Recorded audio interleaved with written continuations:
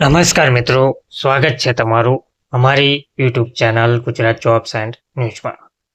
મિત્રો, ration card ધારકો માટે કેવાયસીને લઈને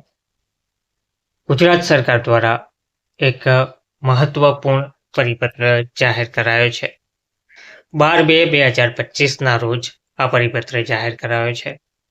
જેમાં વિષય છે શાળા કોલેજોના વિદ્યાર્થીઓના કેવાયસી બાબતે આચાર્ય, શિક્ષકો, વીસી, નાયબ મામલતદાર,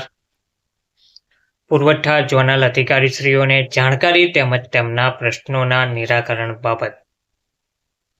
ઉપરોક્ત વિષય અને સંદર્ભે અન્યવે જણાવવાનું થાય છે કે ભારત સરકારની સૂચના મુજબ તમામ કલ્યાણકારી યોજનાઓમાં ડીબીટીનો લાભ મેળવવા માટે લાભાર્થીઓનું કેવાયસી થયેલ હોવું જરૂરી હોય છે. અન્ન નાગરિક પુરવઠા અને ગ્રાહક વિભાગ દ્વારા હાલ રેશન કાર્ડ ધારકોના કેવાયસીની કામગીરી પહેલું માય રેશન મોબાઈલ એપ્લિકેશન અને બીજું ગ્રામ પંચાયત ખાતે વીસી દ્વારા તથા ત્રીજું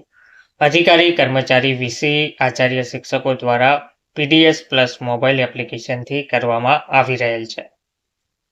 જે અન્યવે કેવાયસી દરમિયાન આધાર અપડેશન બાબતના પ્રશ્નો આવી રહ્યા છે, જે માટે નાયબ મામલતદાર, શિક્ષકો, આચાર્ય, પ્રોફેસર, વીસી તમામ કર્મચારીઓ જે PDS plus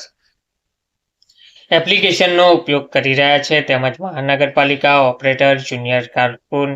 senior clerk, sub registrar, રજિસ્ટ્રારશ્રી, જન્મ અને મૃત્યુ વિભાગ આંકડાકીય મદદનીશશ્રી, નાયબ આરોગ્ય અધિકારીશ્રી,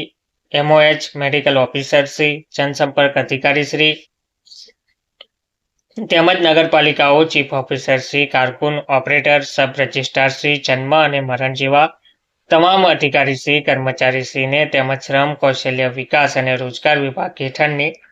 રોજગાર અને તાલીમ નિયામકશ્રીની કચેરી હેઠળ કામગીરી કરતા આઈટીઆઈ ઇન્સ્ટ્રક્ટરને કેવાયસી અંગેના પીડીએસ પ્લસ એપ્લિકેશનના પાવર આપવામાં આવેલ છે,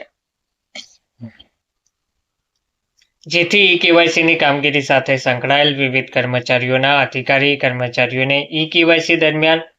ખોટા આધાર સિદ્ધ ના થાય તેમજ કેવાયસીની પ્રક્રિયામાં ઉપસ્થિત થતા પ્રશ્નો સંબંધિત માહિતી આપવા હેલ્પલાઇન નંબર તેમજ એફએક્યુ બાબત માટે તારીખ 13/2/2025 ગુરુવારના રોજ બપોરે 12 થી 1 કલાક સુધી BISAGના માધ્યમથી કેવાયસી બાબતે વિશેષ જાણકારી આપવાનું ફરીથી આયોજન કરવામાં આવેલ છે. સદર બાબતે આપના તાબા હેઠળની તમામ પ્રાથમિક શાળાઓના આચાર્યોને સદર તાલીમમાં BISAGના માધ્યમથી જોડાય તે બાબતે આપની કક્ષાએથી જરૂરી સૂચના આપવા આથી જણાવવામાં આવે છે. ધન્યવાદ.